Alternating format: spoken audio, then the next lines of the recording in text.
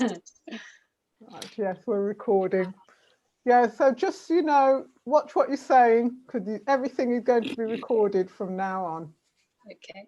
Okay, so welcome. This is actually our sixth meeting. Would you believe it? No.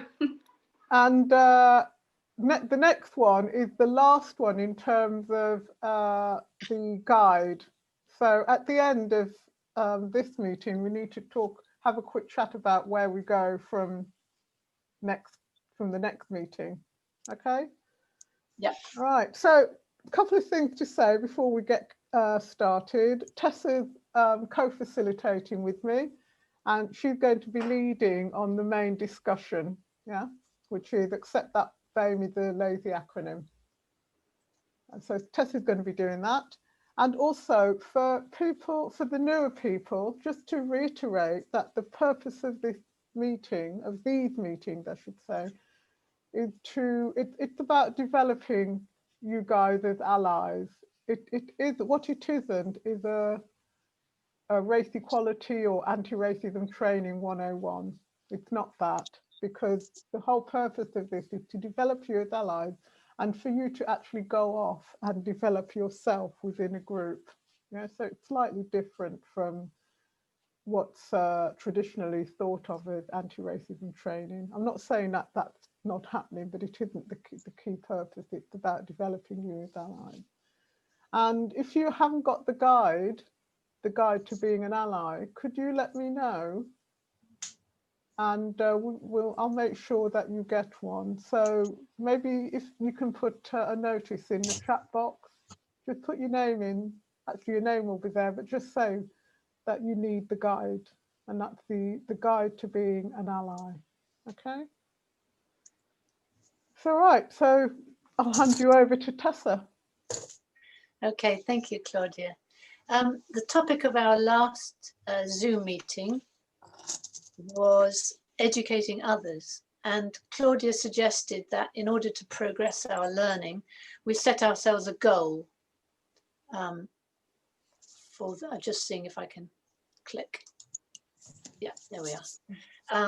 So it was educating others. And Claudia suggested we set ourselves a goal or some goals on the topic. So this is really a safe space now for us all to share a goal that we set ourselves. So I'll go quiet for a while now, and anybody who is happy to get the ball rolling by saying what goal or goals you set yourself, please chip in.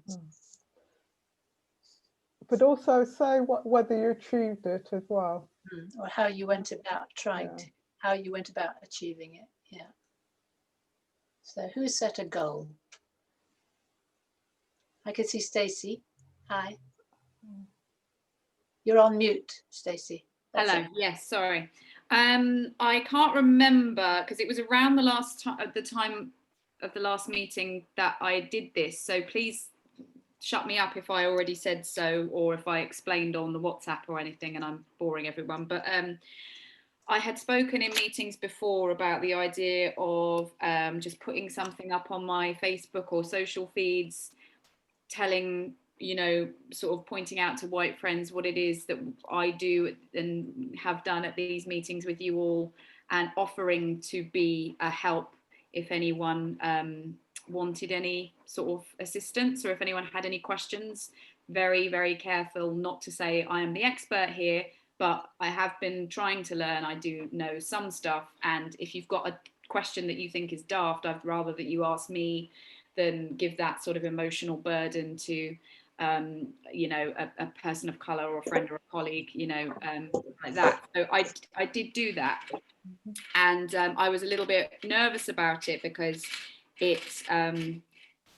I don't know, it's one of those things that can so easily be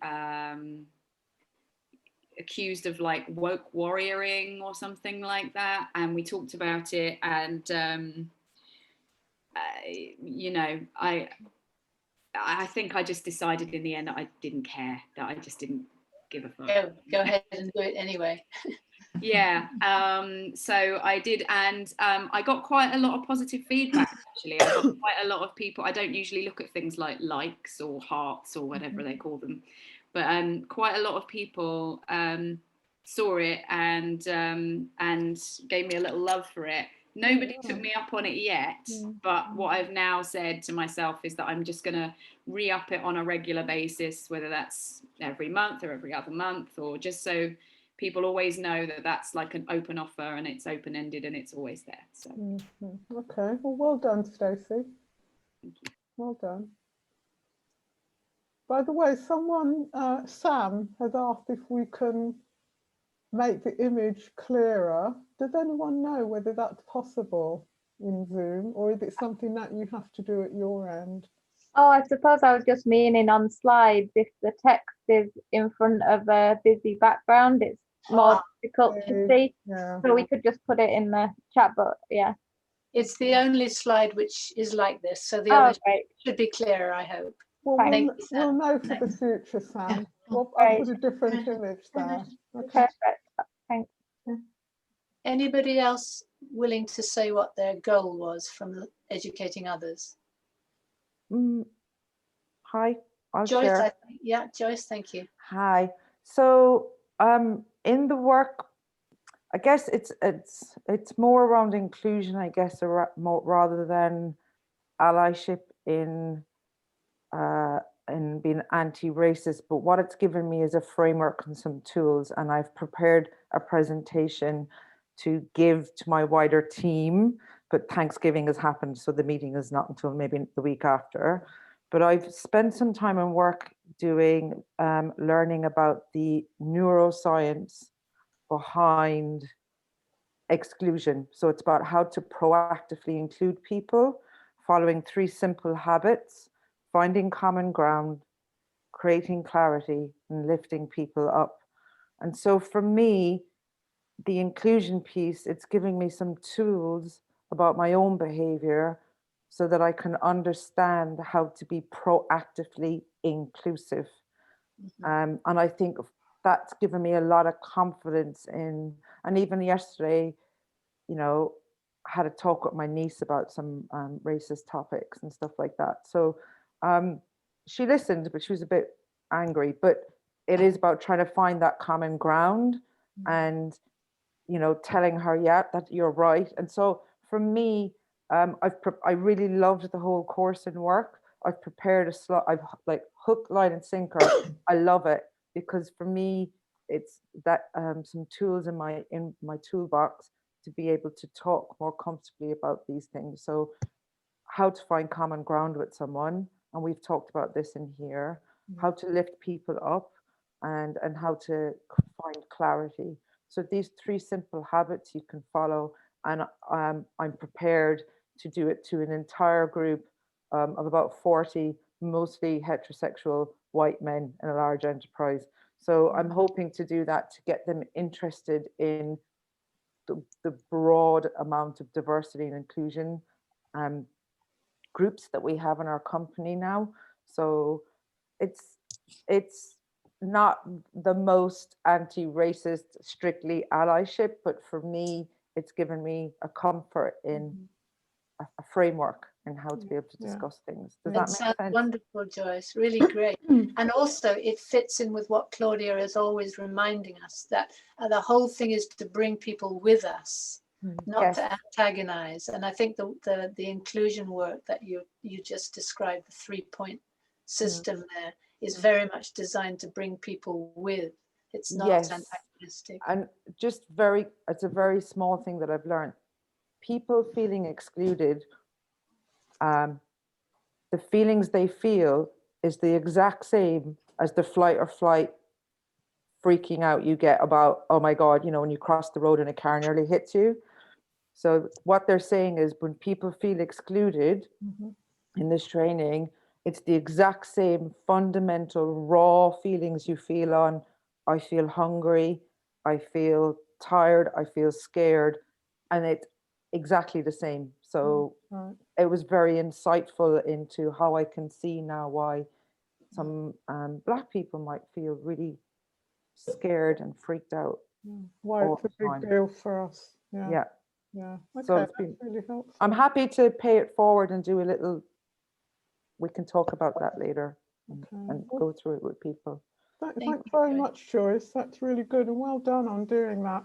I just asked Isabel. Isabel said she got something to say. So one of my actions was to be more vocal at work and talk to colleagues more about race equality and being anti-racist, and also to be more vocal on social media. I still feel like I've got loads more to do. So it was just a start, really. We're having some training at work called Let's Talk About Race, which is excellent. We've got Hayley Bennett delivering the training, and she's fabulous.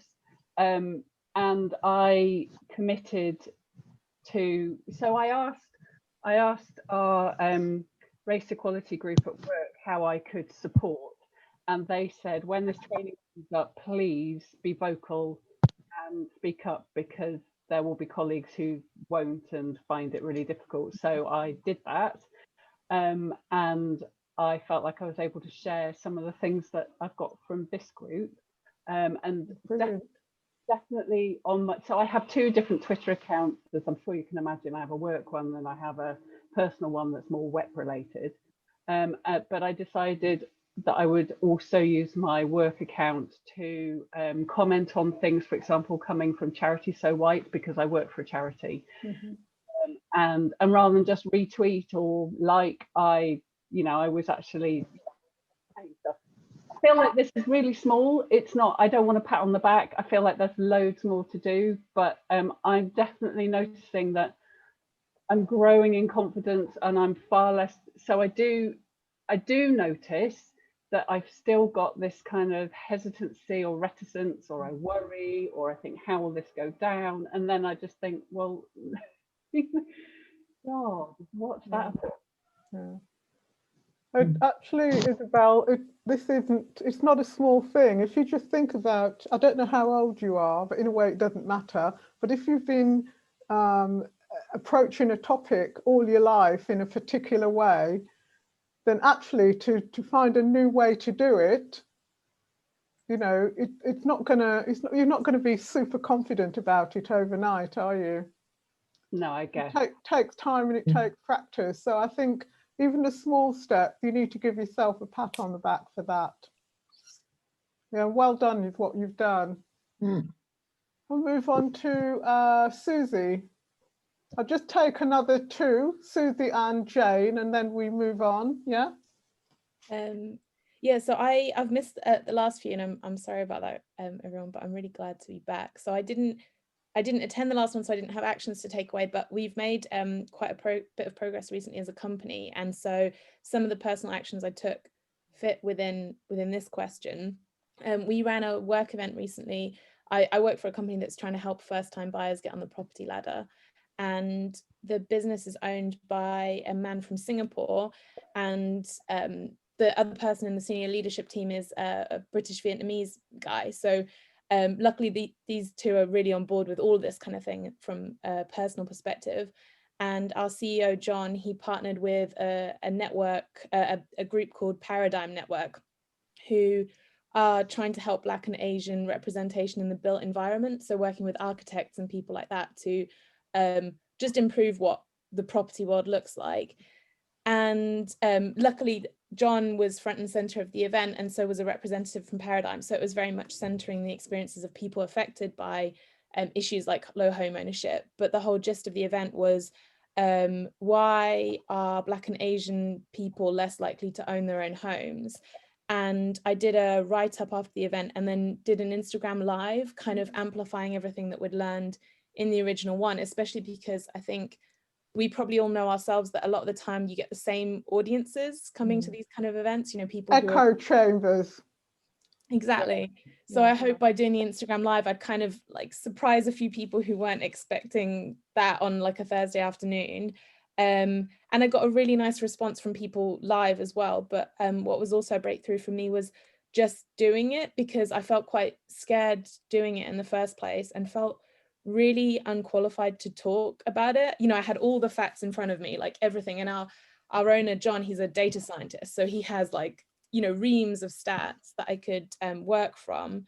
but I still felt very much like, as a white woman, do I get to tell these stories? They don't belong to me, but I felt like I had to do it because I was scared, and because people need to hear it, and they need to hear it from someone who looks like me. So I think it was a really positive experience, and I got some nice feedback in general, which means I'm even more likely to keep on doing it and keep on telling these stories for our company as well. So yeah, that was well done, Susie. Thank you. Well done. What Susan Jeffers says, feel the fear and do it anyway, which is what you did. That's brilliant. Thank you. And then finally on to Jane. Thank you. I had two goals. One I share with Tessa. In fact, it's more Tessa than me, but we are just trying to educate the Seroptimus group that we belong to in unconscious racism is, and we introduced it last month, and then the first sort of session was this month. And I think, having had people being quite defensive the previous month, Tessa wrote a fantastic piece, just kind of gently showing people what unconscious racism was all about. And I think it's managed to allay some of the defensiveness, and people are now interested in what's coming up.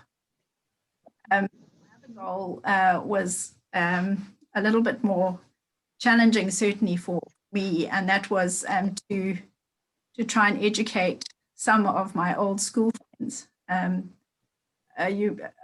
not sure if people can identify my accent, but I'm from Zimbabwe. So essentially, I grew up in a completely segregated environment in what was Rhodesia.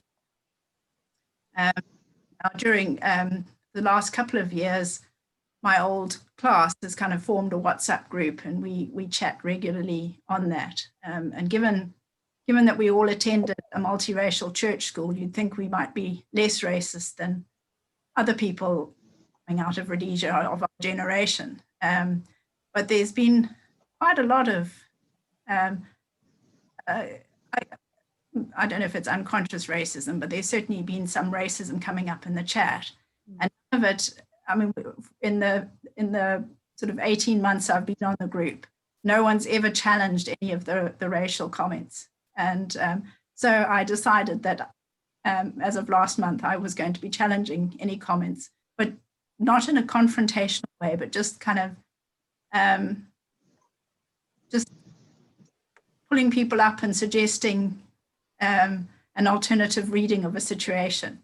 And interestingly, I think there must have been a lot more people than me just sitting on their hands, because I think it's empowered people, other people, to say things as well. And I think, I'm not sure if we're actually combating the racism or they're just biting their tongues. But there's certainly, it certainly seems to be heading towards a more even tone. Well done, Jane. I don't know if you can see Sam's comment in the chat box. I saw something flash up, but she says she'd just been educating a racist friend who always brings up the plight of whites in Zimbabwe. Without oh God, yes, yeah. and the white and the way whites are now being discriminated against because of affirmative action towards Black empowerment. I mean, it.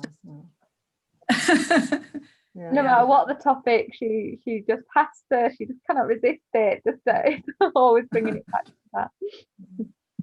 Okay. Yeah. Well, great. Thanks a lot, Jane. That's brilliant. I've just realised, because I've been taking people's what's the word? Well, saying that they want to share something. I've actually taken over Tessa's slot. It doesn't matter a bit, Claudia. My apology, Tessa. Don't worry. But maybe it is time to move on to your next bit. Yes, it is, yeah. Yeah. And so I'll just get this. Yeah, because of time, I'd like Tessa to start her bit at 3:30 so that we can give her bit the full 45 minutes, yeah? So I'm going to ask you to just share your biggest insight since the last meeting in the chat box, please. if you can just put your biggest insight since the last meeting in the chat box. And then at 3:30, I'll hand over to Tessa, and I won't be taking over that slot. Don't worry, Claudia. Definitely Tessa. It's lovely to have you all the time. It's lovely. Sorry, I don't know if you saw, I think I said I wanted to speak just as when you said you wanted to cut off the queue. Oh, sorry, Rebecca. Oh, I can see it now. It says, can I share after Jane? I'm so sorry, Rebecca. We didn't spot it. But I guess I guess it's related. What I wanted to share was related to what we're doing now. So maybe I can just talk about it briefly anyway. Yeah. I think I personally, I've really struggled with these kind of monthly goals. For me, this seems to be much deeper work. And so I'm looking at this as very much a kind of like long-term kind of thing. So for me, it's more about recognizing opportunities to be able to challenge others on their racism as and when it comes up, as well as challenging myself. So I think the biggest accomplishment I've had since the last meeting is that I've started tracking my racist thoughts and recognizing as they come up and thinking through and well, I mean, recognizing it in the first place, I think is a really big accomplishment.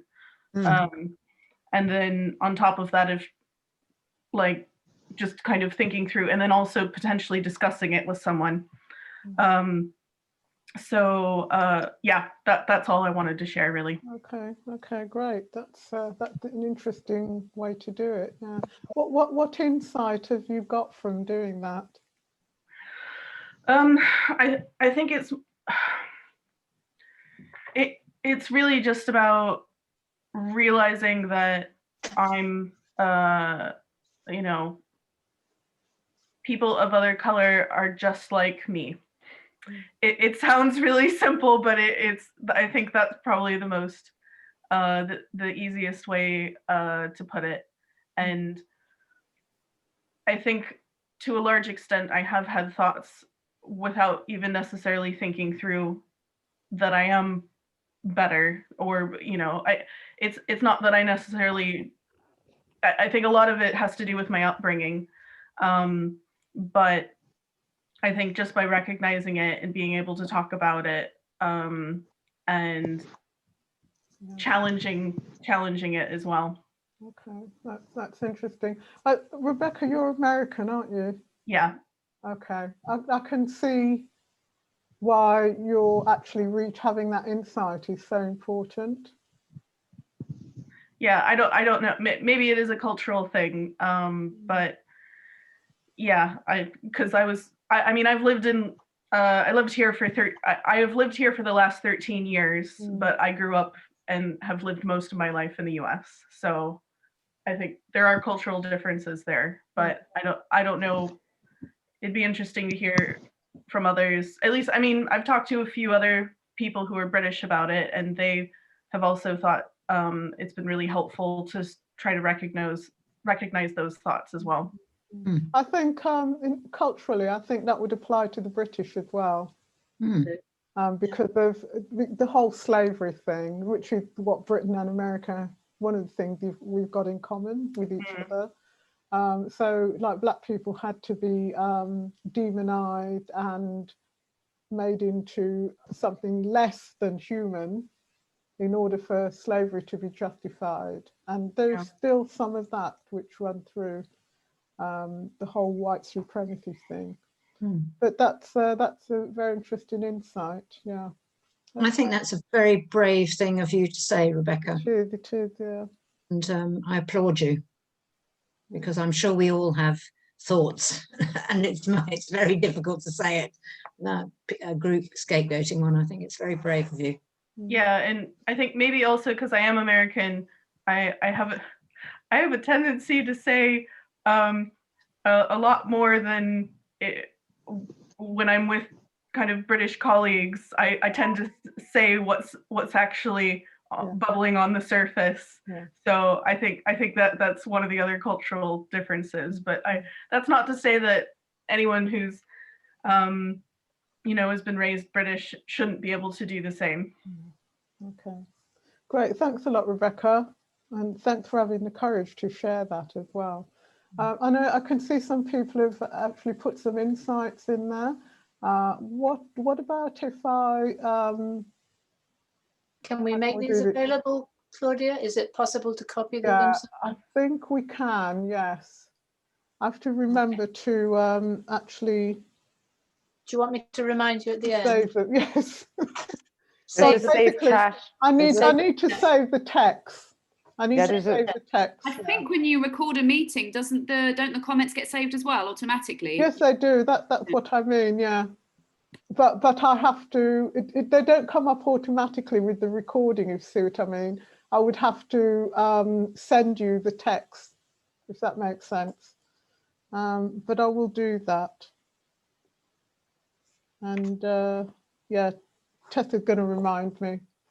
I'll try. All right, over to you, Tessa. Okay, thank you, Claudia.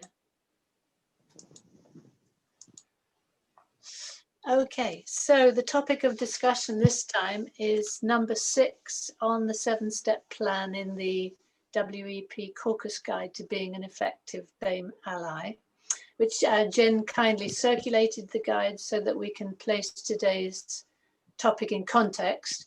And if you haven't got it yet, then as Claudia said, if you could just put in the chat box that you haven't got it, we will send it to you. So the topic is basically about language. It's not just about avoiding and calling out hate speech, but also about according people dignity and identity. And maybe the first point to make is that actually language changes over time. It changes continually. I noticed this, I was watching a documentary of James Baldwin the other day, and he was continually, happily using the word Negro in what he said. He said, for example, the situation of the Negro in America, the plight of the Negro. He was very happy to use that term in those days. A few people now, either black or non-black, such as me, would actually use the word Negro today. Another example is the word slave, which recently has been updated, and we now don't talk about slaves anymore much. We talk about people who were enslaved.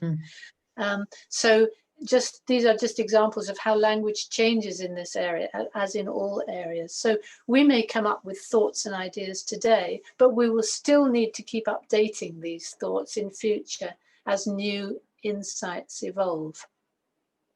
And one other quick thing before we start, I'd like to say that I will provide a text with all the questions which I'm going to flash up in a minute, and all the notes that we come up with collectively. I'll write these up and ask Jen to circulate them. So you don't, unless you want to, you don't have to take notes or anything. You can just enjoy having a discussion and getting stuck in. So you can relax from the note-taking point of view.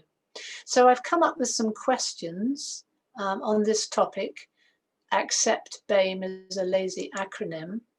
The first one is pretty obviously a question we can ask, what does BAME stand for? And obviously B is for Black, A is for Asian. I can see everybody's mouths moving. And ME is for minority ethnic. And of course, we need to add the word people after BAME. Now, are there any advantages to actually using this acronym? I can only think of a couple. Can anybody here think of an advantage for being able to say so-and-so is from the BAME community, or it's important that we consider the BAME people, for example? Can anybody think of an advantage? Please chip in if you can. Yeah, Isabel. So it's not really an advantage, but it was an interesting perspective that I heard from somebody who's a similar age to me, nearly 50, at work, a director who, when we're having exactly this conversation, said, well, back in the 90s, I knew people using this term and it was very much felt to be an anti-racist term. Well, I'd never really heard anybody talk about BAME as an anti-racist term, but it's a perspective. I mean, I disagree with her, but that's because I'm using my perspective from now. Yeah. It's quite interesting when you start having this discussion with people. Yes. Yeah. So thank you, Isabel. Yeah. So there again, language changed. So there was a time when maybe it was at least an attempt to be anti-racist. Can anybody else think of an advantage of using the acronym? Yeah, Stacey. Brevity. Okay, thank you. Yeah. Anything else? Anybody? Well, the one thing that I could think of was that it could possibly be useful in highlighting certain statistics, such as the number of people severely affected by COVID-19, for example, or the number of people who are successful in getting company internships. So the fact that we have an acronym might possibly mean that people are actually looking for effects of certain policies, but that was about the only thing I could think of. Well, but I don't even really know, because if you're thinking about stats and ethnicity, you couldn't really say that. I mean, you can't really say, I suppose, how Black people and in African American Black people versus Japanese people, because they would technically fit underneath this. And we all know, like, the Japanese have a diet that means they'd live to 100, right? Because I don't know, green tea and lots of fish and no dairy and stuff. So yeah, I wonder about that one as well. So even that one is iffy. Yeah, I think so, because you'd still need to break it down, wouldn't you? Yeah, and you find out exactly what you mean. I mean, I actually think the only advantage is that it's quick. Yeah. Okay. But in that in itself is not an advantage. No. Because there's so much underneath it. Yeah. Yeah. Right. Let's move to where we seem to be going anyway, which is any disadvantages. Now there are millions of disadvantages. So I was thinking maybe if we break this up, starting at the end, the minority ethnic bit. Could you think of disadvantages for referring to people as minority ethnic? Anybody want to chip in there? Yep, Stacey. Well, I think for starters, it's just plain inaccurate, because as on a global level, white people are the minority. Yeah. And keep going. I'm just going to write brevity because I didn't get that one. Oh, okay. Well, that was pretty much it for that point. I think I don't need to say any more on that. I did think of another advantage, and I think what Claudia said is important, is, when it comes to brevity, it's not an advantage. I think we're talking about perceived advantages rather than actual advantages. Yeah. And I thought of another perceived advantage, which is that it names what you're talking about rather than saying what it is not, which is to say, it says Black, Asian, minority ethnic rather than non-white. If you see what I mean. Okay, that's an interesting point, the perceived advantages versus real advantages. Yeah. Okay, so minority ethnic, we've got a problem with the minority because globally there's a majority. Anything else about minority ethnic? I mean, who else could that include, actually?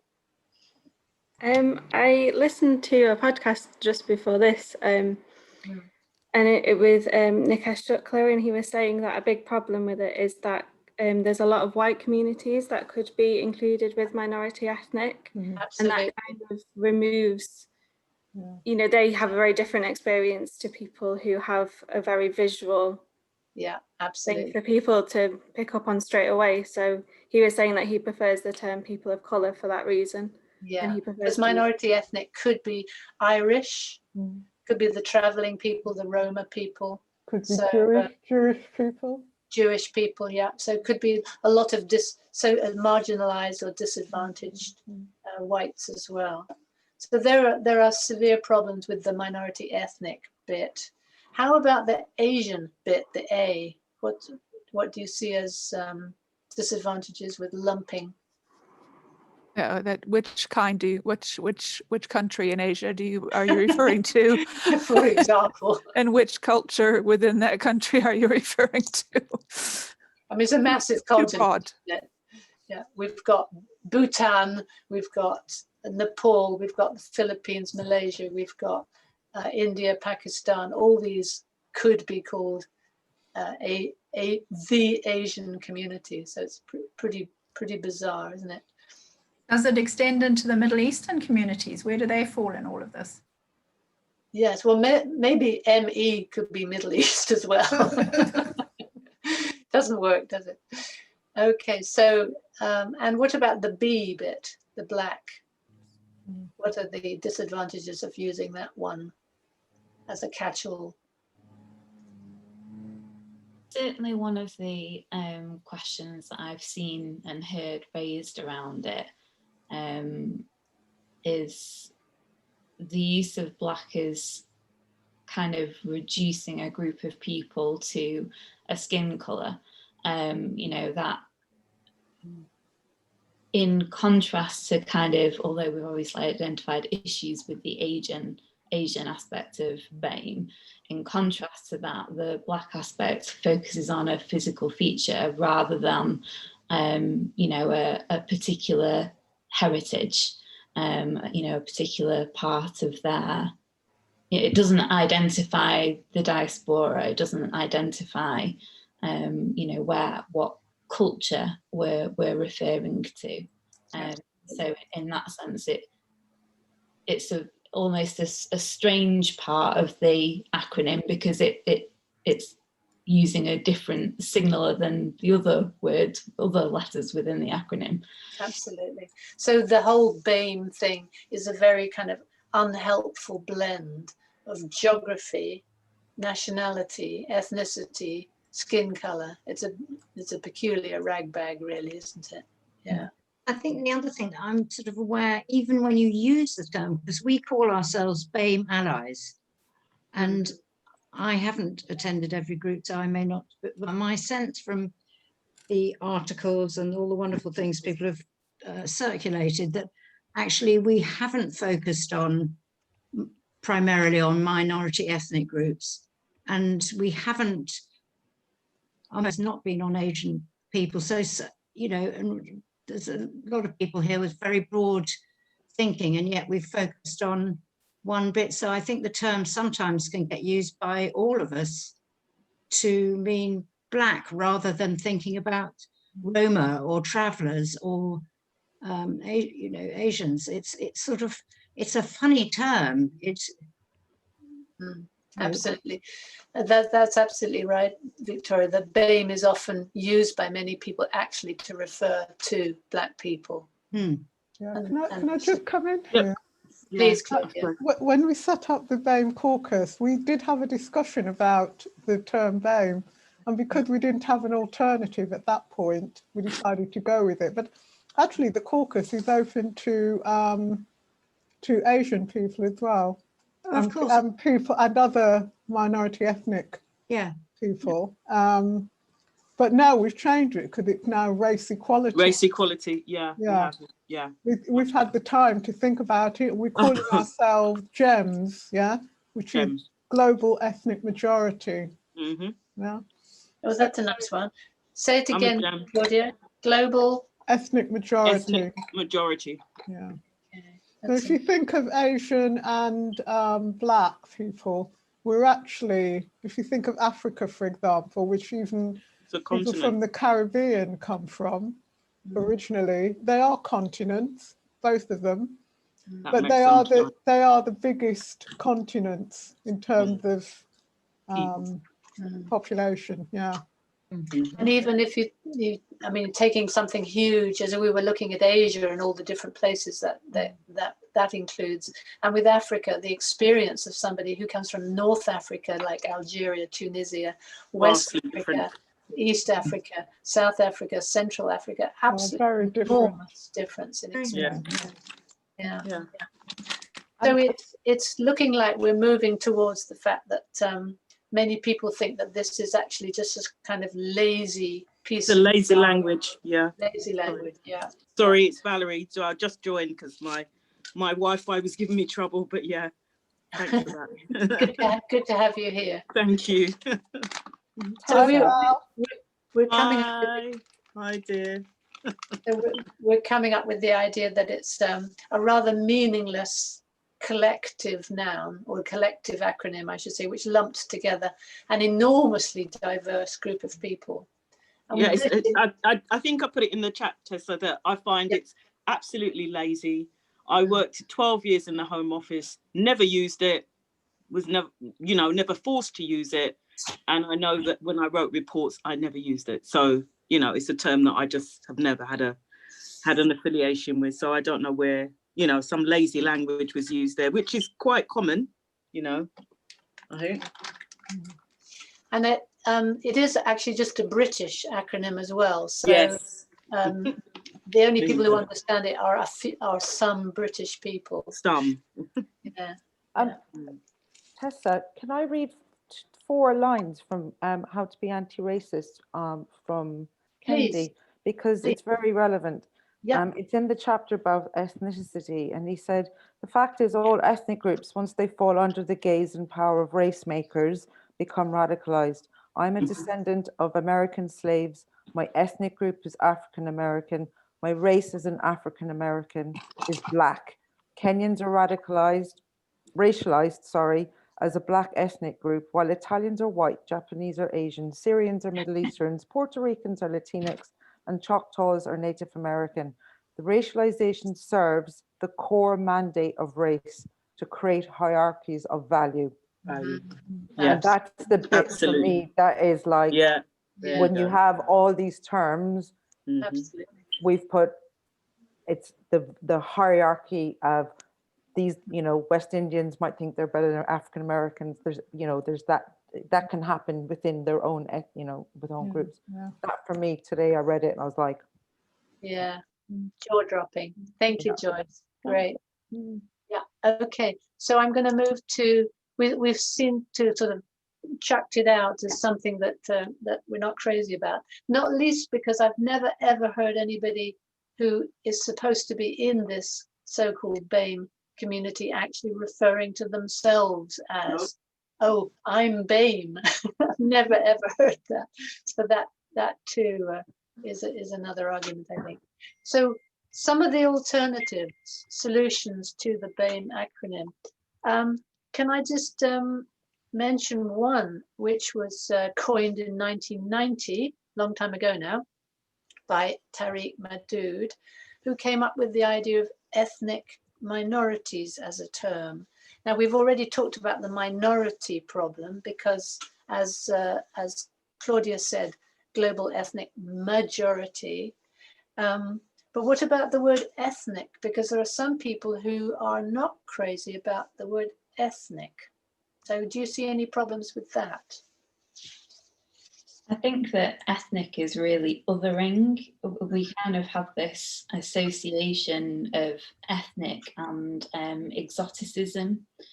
Absolutely. It's this idea that it's something other than us. It's something outside the realm of normality almost. So it's quite disparaging really, because we're then othering and denormalizing just these groups of people based on nothing, just based on our own perception or our own need to kind of elevate our social status above theirs. Yeah, thank you, Jen. Thank you. Okay, how about visible minority? Any better?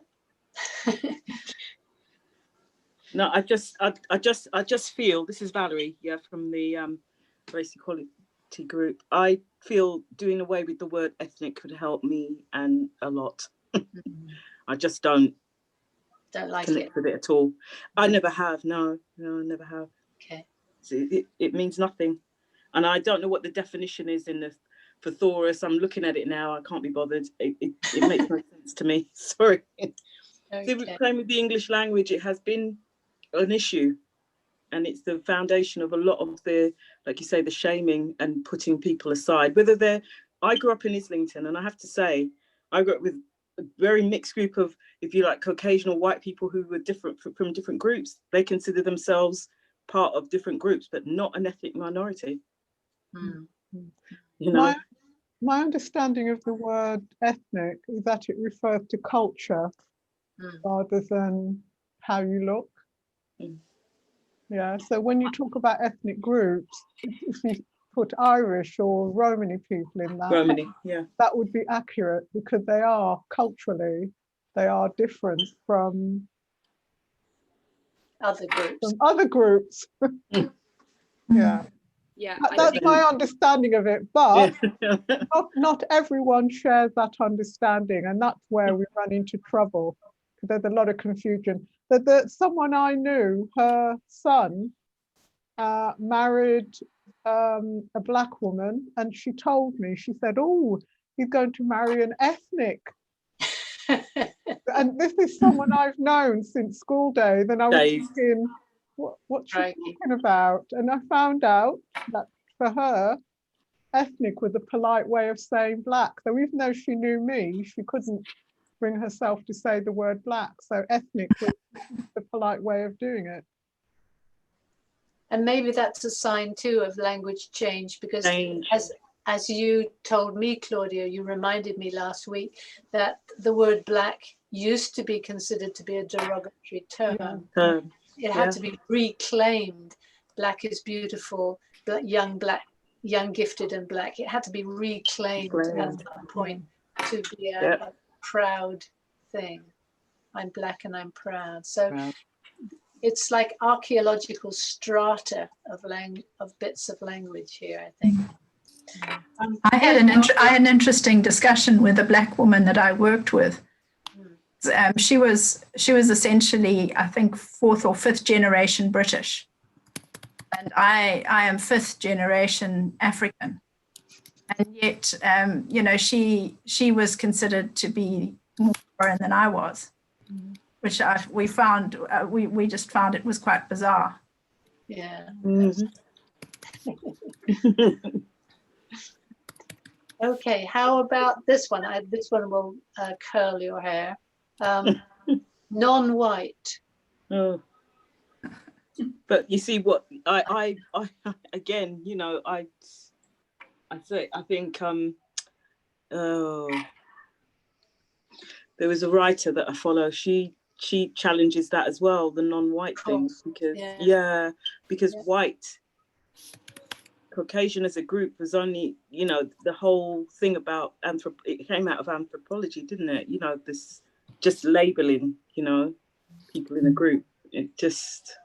And I think if you put non in front of something, it means that the something which follows is considered to be the normal. Less than, yeah. Yeah. Yeah. So non something that's means the standard, isn't it? White is the standard, yeah. I mean, I think in language it's called litotes, I think. L-I-T-O-T-E-S. That's the word I was looking for. Yeah. You define something. It's a positive statement expressed by a negative, by its opposite. So saying by non something, the something is the positive, and the non is the lack of. Lack of, yes. Yeah. So I think it's very derogatory, actually. Yeah. I would agree with that, because I mean, coming from the background that I came from, in all the segregation, you had benches for whites and for non-whites, and that was in Rhodesia and in South Africa, and I think it was the same in America. So I mean, I think it's as derogatory as any of the historic terms that have been used. I think it has very negative connotations. The only time I would personally use non is sometimes for awareness raising purposes. I would refer to myself as non-black. Just as in gender terms, if I'm writing, I will sometimes say she and he. So I'll reverse. And I think people notice when something normal has been reversed. So they notice if you write she and he, or Mrs. and Mr. And they notice when you say that you are, for example, non-black. So as an awareness raising tool, I think the reversal might be possible, but otherwise it's pretty awful, isn't it?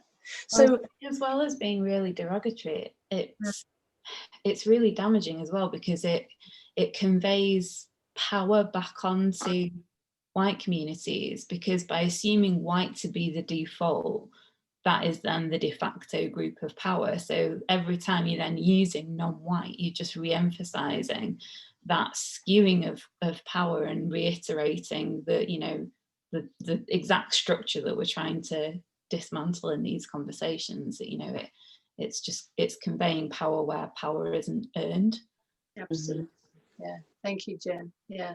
And that's a powerful reminder that this language stuff is really important. It does hit hard and it does carry huge meaning and huge significance.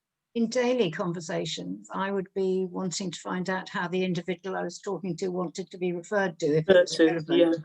And because I actually think we can even go into generalization. We find a phrase or a word and we think, oh, that's right, my black friend feels that. But another person who's black may not agree at all with that and might want to call themselves of something heritage or whatever it happens to be. Or, you know, somebody who's white and Irish might want to be called, I don't, you know, you don't know what you're hitting in terms of, you know, how individuals want to be.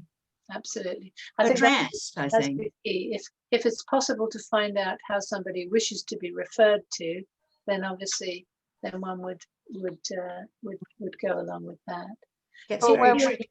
It's very tricky in government reporting and news and all these things where, you know, everybody's shorthanding, aren't they? And that's when people all get lumped together and in a here are some discriminatory way. Here are some possible thoughts. What have been called heritage phrases have, for example, I'm Jewish American, I'm Indian British, I'm of a certain heritage, I'm of Caribbean heritage, I'm of the African diaspora. These phrases have been coming up kind of fairly recently. How do you feel about them? They're sort of they give more detail, more actual concrete detail. Excuse me. So, I think that we had a shared document, didn't we? It's sort of going through this whole. Yeah. I can't remember who the author was of it, and there were lots of them, weren't there? There were lots, and it suggested that, you know, somewhat the African diaspora. And then saying, well, the criticism will be that it takes longer to say, but actually it's the whole point. It makes you have to think about, you know, much more detail and not just a quick. I mean, the question is, why do we need an acronym or a word at all? Why do we need? Because what we're doing is lumping people into them. The others, so people not like us, those people over there. And when you have to slow down and say, all right, this is a person whose grandparents came from the Caribbean, you're actually having to stop lumping in just one broad category that just means doesn't look like me. Absolutely. I think that's a really important point too. The criticism being that it takes a long time to say something which is actually accurate. It probably takes a fraction of a second more. But if you imagine, if you get somebody's identity correct and you save them probably hours of irritation, you've got a few seconds of thinking and phrasing versus hours of irritation when somebody has just been called something derogatory or inaccurate in terms of their heritage. Okay, so turning to the next question. Stacey's got her hand up. Oh, sorry, go on. That's okay. I mean, I wasn't going to say anything groundbreaking, but go on, Stacey. I just wanted to say that I absolutely 100% agree that in the vast majority of cases, you want to be not only referring to someone as how they would refer to themselves, but as an individual with a separate, you know, sort of with a unique race, ethnic background, heritage, etc. But the only time that I can think of that it is useful to have a collective is when you are talking about people who suffer from racism, because it becomes very difficult to talk about racism, which is important, and that's why we're all here, without having a distinct name for the group of people who suffer from it. Because then if you can't have that, you can't say you are a person that suffers from racism and I am a person that does not. And it is really important to acknowledge for the majority of us that are here today, you know, that we are people who do not suffer from racism. That's literally the only time I can think of when a collective term is useful. And that's because it's about being able to do the work, if you see what I mean. So maybe then the phrase we should use is people who experience racism. Yeah, absolutely. Yeah. You know, back in the 80s and the 90s, the term black was used to refer to people who experienced racism. So it was a collective term, and it referred to black people from the African diaspora, Asian people from that part of the world, regardless of which part of the world they were. If those people experienced racism, then they were seen as black. But that has changed now. There are still some Asian people who call themselves black because of that, but a lot of them don't anymore, and it's not really used in that way now. So it just shows how language changes over the years. Absolutely, yeah. Okay, right, so we've got through a lot of points. So how can we turn this awareness of problematic language into effective ally action? Obviously by discussing it and thinking it through, such as we have done this afternoon, but also in actual practical situations. You may remember, those of you who came to the Zoom meeting that we had earlier on microaggressions, Claudia provided us with some examples of things that people say which are microaggressions.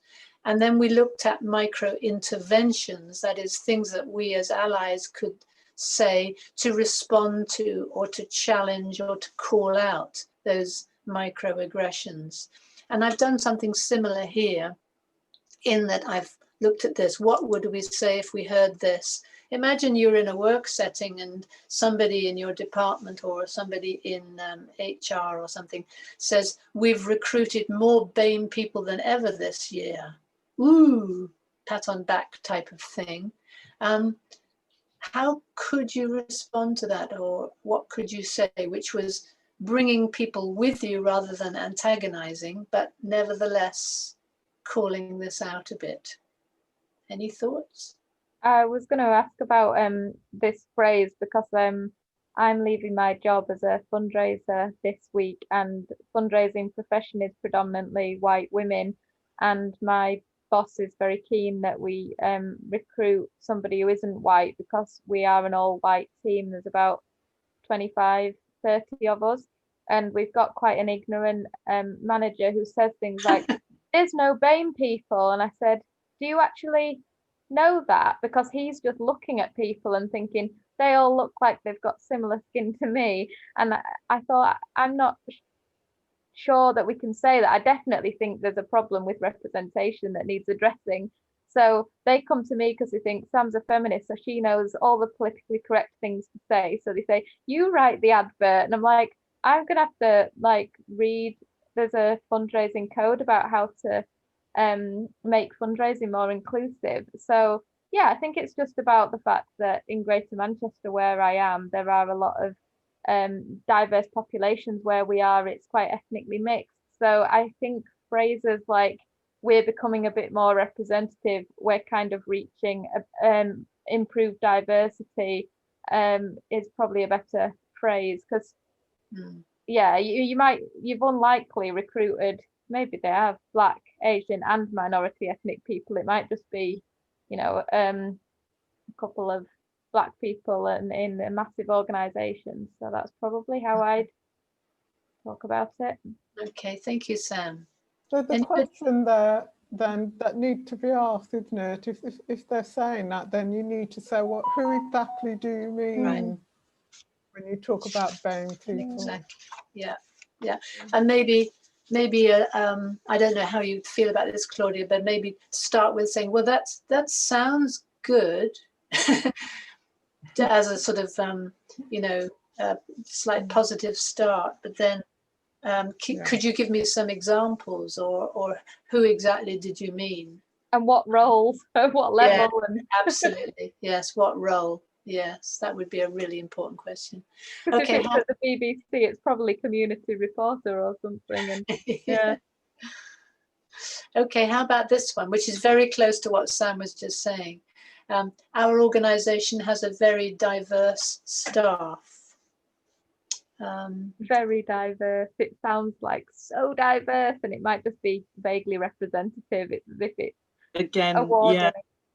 Yeah, award winning, because you use the word very, here's the award, Well, in the area I'm in at work, we have lots of people from Germany, Poland, blah, blah, they're all white, right? So, and they don't fit into any of what not categories, that's a terrible word, Joyce. Any of the terms that we talked about, right. So they're mostly Eastern European or European. Well, there is, but there, you've got, there is one black guy. Everyone else, you would say, we have a plethora of people from Germany, Spain. So you could say we're diverse because we all have different countries, right? Irish, whatever, but.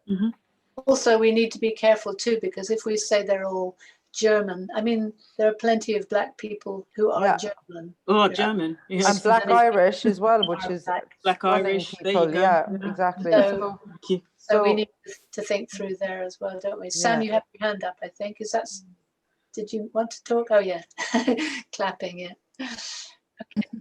But also that word diverse, it's when it applies to the top of an organisation, people often see it in terms of gender. Yes. Yeah. Yeah. So it's actually not a very helpful term, because it doesn't tell us, like BAME, it doesn't tell us who you're referring to. There's lots of diversity as well that is, not visible to the eye. There's LGBTQI diversity. There are people with hidden disabilities that you can't necessarily see.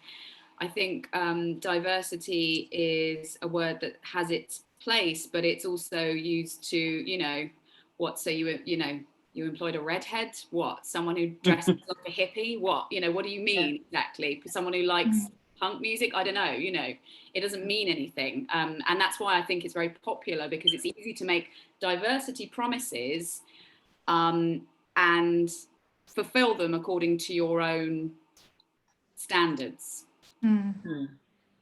It could also mean that your cleaning staff are black and your security card is black. Exactly. Yeah. Nobody above that in the organisation. Exactly. Yeah. Yeah. Absolutely. Yeah. Thank you. Good point, Jane. Okay, how about this one? We will be working with BAME communities to target solutions. What, all of them? Yeah, all of them was going to be. All of them at once. How big is your conference room? We'll be working with the entire world. So again, it's this collective meaninglessness. Meaninglessness, yes. It's just sort of put up as an apparently positive thing, but they're often totally vacuous portmanteau words, aren't they? Sorry. Yeah. Sorry. I've gone wrong. But in terms of talking about how we'd respond to people, we wouldn't say it means sod all, it's meaningless. We'd have to say, oh, that sounds good. And then we'd have to talk about it in a constructive way, wouldn't we? Yes, of course. And this one will bring up the same sorts of things. 15% of new appointments will be from BAME background. Now, as Jane said, does this include the toilet cleaners, the janitors, the caretakers? What level of appointment? So, we're coming to similar ideas there again, aren't we? Okay. Just one thing on that last statement, I just think as well that specific one kind of misses the point of where you might be the most deficient, as in if you say 15% of new appointments will be from BAME backgrounds, for example, if you're talking about medicine or healthcare, I just finished reading Superior, and I can't remember the exact one, but it's something like a quarter or 50% of doctors are from Indian backgrounds, I think, Indian British, something like that. Like the numbers are really, really high. So if you, in that context, were to say 15% of new appointments will be from BAME backgrounds, you could be high-fiving yourself on recruiting one of the biggest majority groups even more and completely missing the people you're really lacking and who have the biggest obstacles to entry. So that'd be my only point on that one. No, that's a really, really useful point, Susie. Thank you. Yeah. Isn't that what the Conservative government does? Yeah. Yes, with Boris Johnson With saying Boris Johnson. With his very diverse yeah, group of MPs. yeah, absolutely. And he's got three Asian, three from the Indian subcontinent, I think, and one Caribbean or something, isn't it? Yes. And preferably people who don't believe in racism. There you go. Yeah. The other problem with that statement is that it suggests that there's a target, and that kind of encourages all of those white discrimination comments. You know, white people are being discriminated against because they're only looking at people from a BAME background, and it kind of gives people an excuse to be racist almost. Do you think though companies think they can't go out, because in our organization we've come out and said we're going to hire from Black communities because they work in academic research. We have a problem in science, lack of Black people. Do you think orgs are just afraid to come directly out and say that because there'll be a backlash of going, what about the Asian, communities? Or so we've come out and said we will work to get more Black people actively into research. So if you're a Black person who wants to publish a paper, email us, that's the paper, and we will get more representation that way. So there's a fear perhaps of a backlash. Yeah, absolutely. There's a real parallel here with gender politics, I think, because I front an award for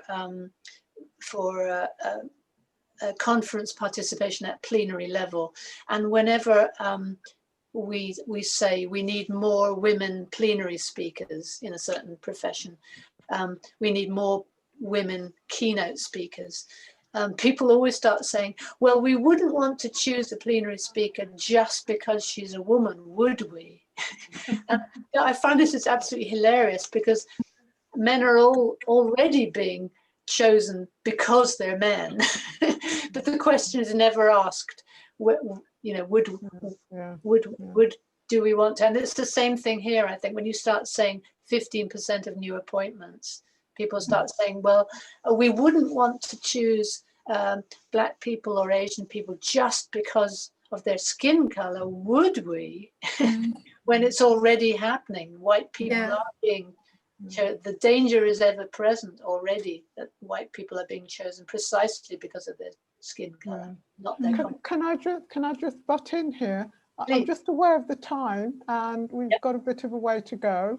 So I was just wondering if people minded if we ran over by 15 minutes. We finish at 4:45. We've actually got the Zoom up until 5 o'clock. So what do you want to do? Well, I'm nearly done, really, Claudia. So I can just provide these questions and the notes afterwards. So I'll just show the slides which would come next, but we don't need to discuss them. How many ethnics are there in your department?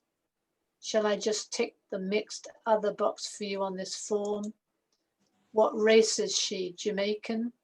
These are all things that I've either got off the internet or heard. BAME people only suffer discrimination from non-BAME people. And this one, which I've heard from Americans who are quite old, but say the coloreds used to live on the other side of town. So these are just to come up with some, give you some real examples of problematic language.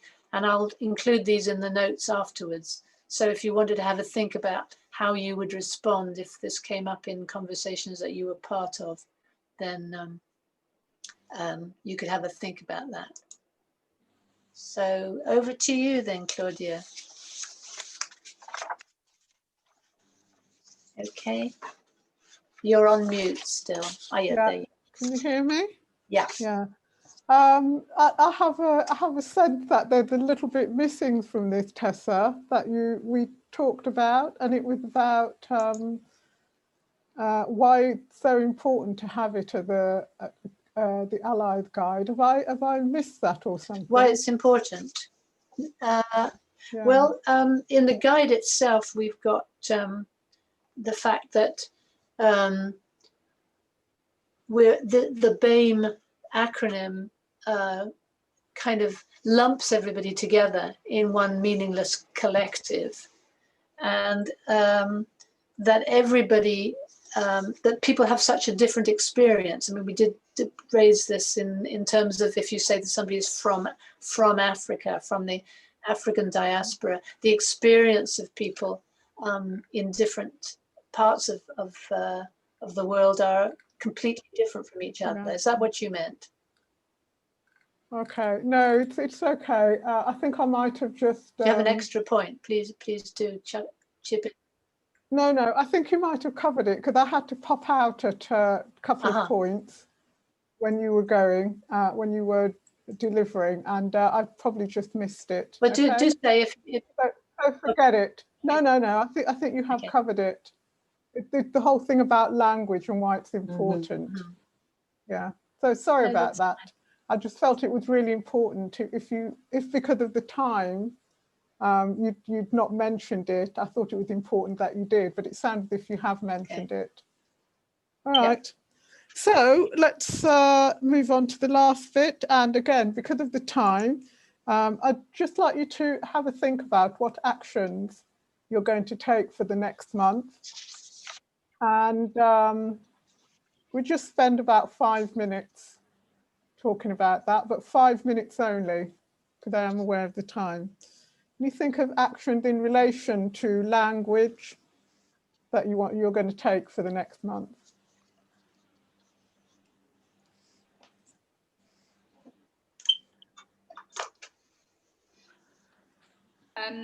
I had a thought, which, as ever, with anything to do with this, and I've said this so many times before, has to do with leading with one's own culpability in order to make people feel comfortable, which is that if, we are accepting that BAME is a lazy acronym and thereby changing our own group name in line with the caucus, to tell people that, because the kind of conversations we all, I imagine, have means that we hear BAME or people of colour or other such, sort of catch-alls quite often. So I'm intending, I think, to use our group's learning and name change as an opportunity to bring it up in conversation. Oh, I read this article about BAME people, blah, blah, blah. That's interesting. Actually, I belong to this Caucus Allies group and we've just changed our name because we've just had a conversation about how that's a crappy, lazy acronym. And using that as a springboard. I used to think that too, but blah, blah, blah. That old chestnut, Interesting. Great, thanks, Stacey. Anyone else? So mine sort of is a continuation of what I was doing off the back of the Educating Others meeting last month. So I've been doing quite a lot of work with my dad, who is keen to kind of do better, but sometimes gets a bit like worked up and confused around like what he's doing wrong and how he can do it differently. And he is really keen to learn, bless him. So I've actually just the last couple of weeks been having a back and forth over email with him about language and about the BAME acronym and about kind of how the language that we choose to use and how we can review it and consider it and what alternatives we can use, and why it's important. So I'm going to be continuing that conversation, and some of the stuff that we've talked about today will be really useful to send to him. Great. Thanks, Jen. That's a tough one, I suppose. I mean, it's all. I'm very lucky, really, because he is genuinely very open to learning. So although a lot of his kind of ingrained behaviours and thoughts, that come from a very white working class background in a mining town, and and a lot of his family's point of views are still sort of very entrenched, but he makes a really big effort to try and broaden his understanding and perspective. So in that sense, it's not tough as it could be. Okay, that's great. I think it's great that you're doing It's that. a testament to the strength of the bond, The relationship. I think. Yeah, You can do that. yeah, definitely. Yeah. Anyone else? John, just going to take one more. I've got one. Okay, go ahead. Hiya. So I'm going to have a chat with the director of research where I work. We talk a lot about BAME as an organisation. I have been actively trying to avoid it, but I think we need to have a honest conversation about how we can stop using the acronym. Do that. Great. Excellent. Thank you. Okay, Tessa, over to you. Right. I'm just looking. There we are. So the biggest learning point from today's meeting. Would anybody like to have a ponder and think about that? What would be your biggest learning from today?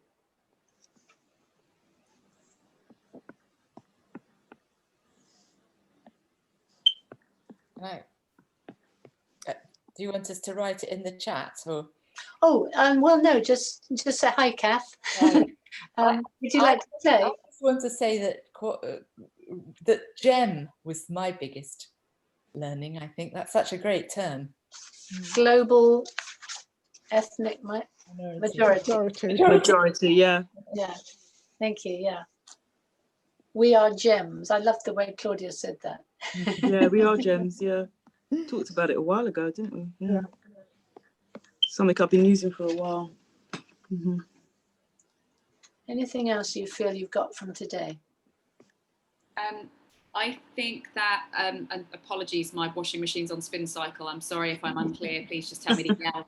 I think that we've been pondering around this for a little while on the WhatsApps and the rest of it, particularly since the caucus themselves changed the name, and we've sort of kicked it around. I know we've changed the name of the WhatsApp thread, but I don't know if we've ever had a conversation that makes it official. So it might be interesting to maybe talk amongst ourselves very briefly and do that today.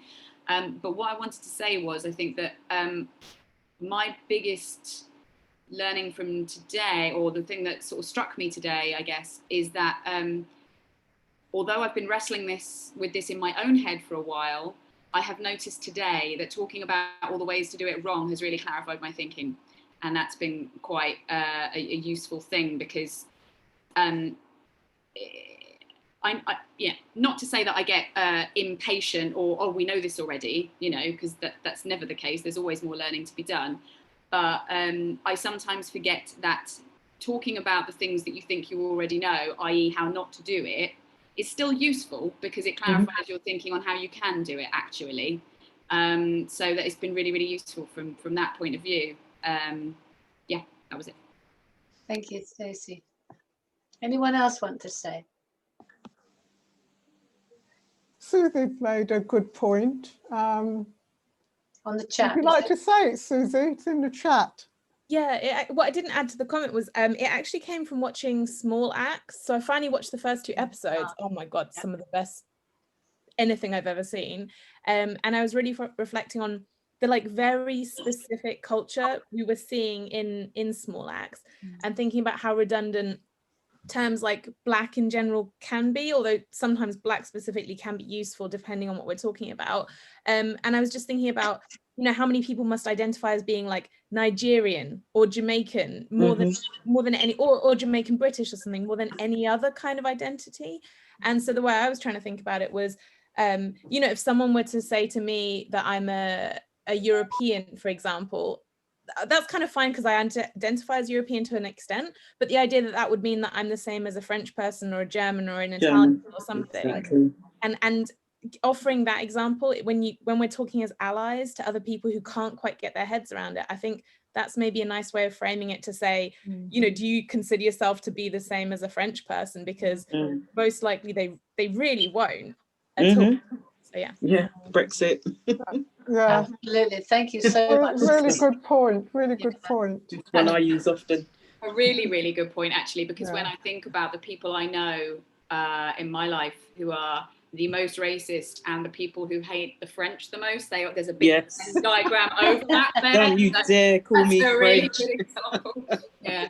As an Irish person who learning French, I do get called, oh, England, Ireland is the same thing. Like from French people, I'm like, how dare you? Like, so, yeah. When I've traveled a lot and worked a lot abroad, and people have always called me English, and it really pisses me off. It because pisses I'm you half off, yeah. Welsh. There you go. And I always have to say, I'm not English, I'm half Welsh and half English. And they go, but isn't it the same thing? There you go. No, it's There not. you go. Just like saying Jamaicans are the Jamaican, same that's right. Nigerians or Claudia. Ghanaians, you know. Yeah. I've been reading in this, there's been a big chapter in it today about What book is that, Joyce? it's the Abraham Kendi, How to Be Anti-Racist. Okay. Oh, yes. But he talks a lot about just the West Indians versus the African American, and in them groups alone, just they think they're lazy, they think they're smarter. But even West Indian doesn't do it, because Jamaicans and Asians and Trinidadians are different, you know. Yes. So, and then you've got St. Lucians, Guadeloupe, the whole of the Caribbean. Exactly. It's such a Their own vast culture. thing. Exactly. Yeah. Okay, we're ready to wrap up, Tessa. Yeah. You go ahead. Okay, right. So we've got some real gems coming out of here. Yes, gems is working, girl. Yeah, just one thing to make you aware of. If you didn't have the opportunity to actually share what actions you're going to do over the next month, could you please highlight them for yourself anyway? Because this is the way to keep up the momentum, that you set your own actions and you make sure you get them done. It just keeps the momentum going. And the other thing I'd like you to think about is the next meeting is our last one in terms of the guide. So I need you to think about two things. One, do you want to continue after that?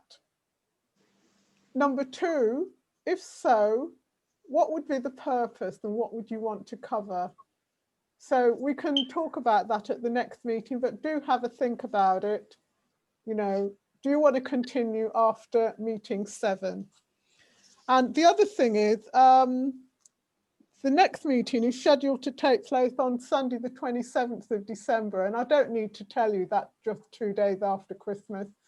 So do you want to go ahead with that, or would you like to carry that meeting over to January? It's worth noting as well that the 27th is the last of the 5 allowed days, and people might be trying to squeeze in seeing their Yeah. I know I will be, and probably by that point as well, because of the window, the shortness of it, I'm going to be either drunk or hungover, and nobody wants to see that. Okay, so shall we meet in January then? We could meet in, say, we could either meet at the end of January and just stick to the last Sunday in the month, or because we've missed December, we could meet earlier in January. What would you like to do? Maybe earlier would be, would keep them option. Okay, so can we find a date? I'm just looking at my diary. May I suggest in Ireland there's a tradition where I come from that the 6th of January is known as Women's Christmas, and it's celebrated where all the men are left at home and all the women go out. Oh, really? So that might be a nice day, but I understand if it's not a Sunday. Wednesday. I've got that darn as a it. Wednesday, the 6th. Yeah, maybe. So That'd be we good. could go for Or the Sunday. But the Sunday the 3rd, or we could have the one after that, which would be the 10th of January. And Either of those is Okay. fine for me. yeah, 10th, yeah. We'll go for the 10th, and then all the Christmas celebration, the finish. Yeah. Mhm. So our next meeting is on the 10th, and Jen and all the whoever is kind of facilitating a WhatsApp group, Joyce, I think maybe, could you just make sure you put that in there so that people who you're doing it now, brilliant. Yeah.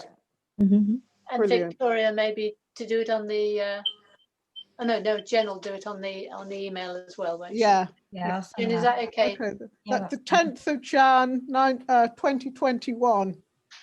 And the usual time, 3 o'clock? Yeah. Yes, 3 Same o'clock. bat time. Same bat Before we channel. go, I'd just like to thank Tessa, who I thought Yes. did a brilliant job of leading that. Thank you, Tessa. You did great, girl. I'm proud Don't of cry you. out. Yeah. Yeah. And if anyone wants to lead the very last one in relation to the guide with me, could you let me know? Because we've had Stacey's led one, Jen has led one, Tessa's led one. If anyone else wants to come in, or I could do it on my own, it's up to you. But I'd be quite happy. I'd be very happy for someone to take the last topic, which is around who's sitting at the table, isn't it? Yeah. And develop something on that to actually present. Let me know. And yeah, I wish you a fantastic Christmas and yes. enjoy the end of lockdown. And yeah, see you in 2021. And Claudia, you're going to save the chat, right? Yes, I will. I'll do that. And let me stop the recording now. Thanks, everyone. Thank you. Thank you. Thanks, I'll be on WhatsApp group for support.